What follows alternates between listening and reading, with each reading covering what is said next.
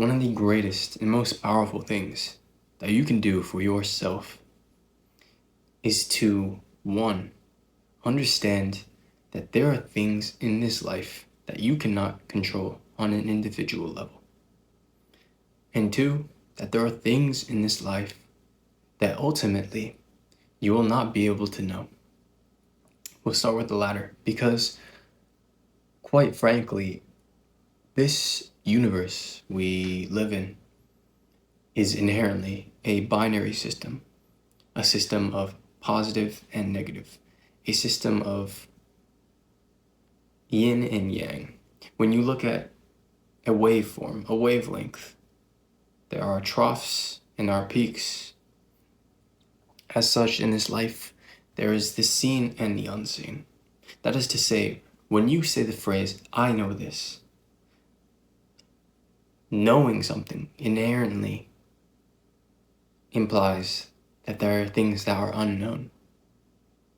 Do you understand? The fact that things are known implies that there are things that are unknown.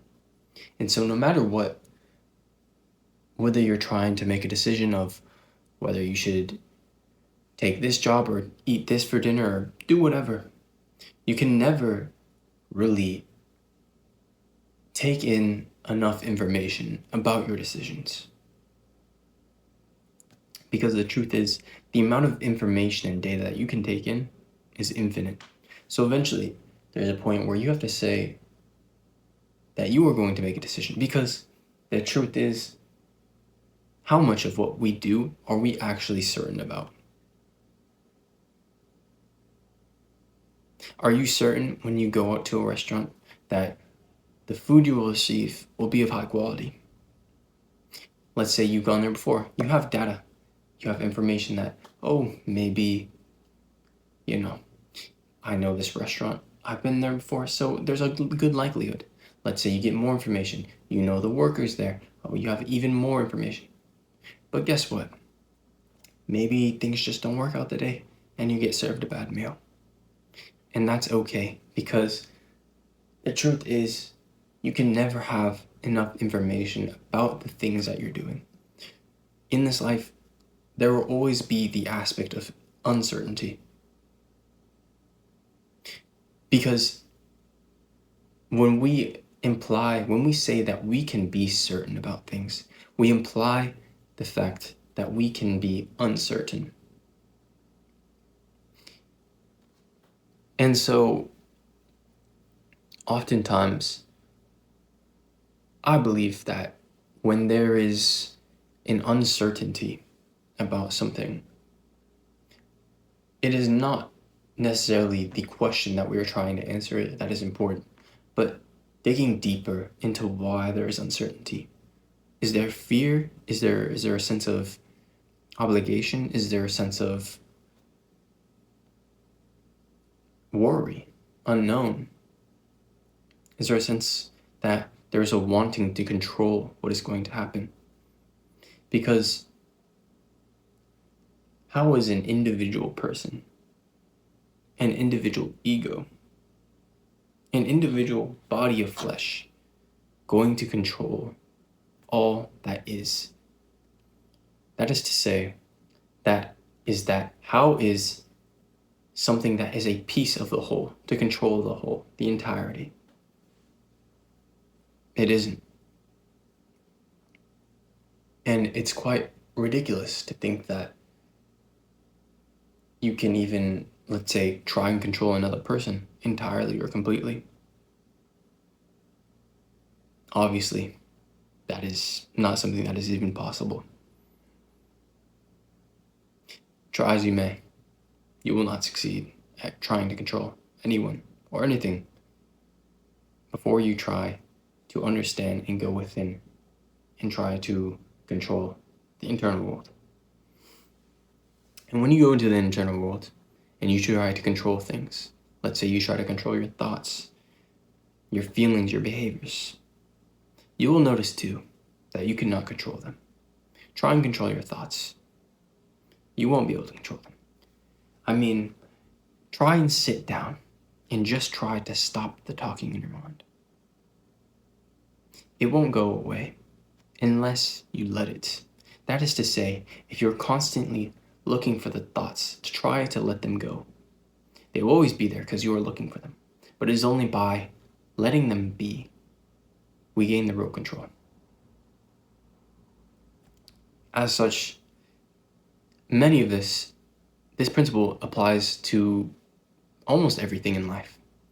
That is to say, if you want to be a good leader, control in trying to do everything by yourself, in trying to perfect and monitor and manage that every single detail gets done the exact way that you would like, is inherently a flawed method of leadership. But it is only by delegation that we can be strong leaders. It is only by trusting other people, trusting something that is perceived to be external, that we gain the power of being a strong leader. Likewise, we are to trust the universe. We are to trust that there is something greater than the individual self that runs this universe, that governs things, that controls and flows how things are to work. Let's take nature, for example. Try as you will, you can never control nature. Never. You see, the seasons always change. Whether you want to keep summer around or not is not up to you, because eventually it will go into autumn, whether you like it or not. You see, I believe much of this universe is inherently nature. That is to say, not only the Earth's ecological system has a nature to it, but as well, the universe has a nature to it. And who are you to decide what the nature, or to change and break the nature of this universe? You see, when it is time, when it is the season of harvest, we harvest the crops we receive. When it is the season of sowing seeds, we plant seeds. And such is this life. And so, it is by letting go of that control that we can learn to work with the seasons and the nature of reality. But if you're grasping and grasping and grasping,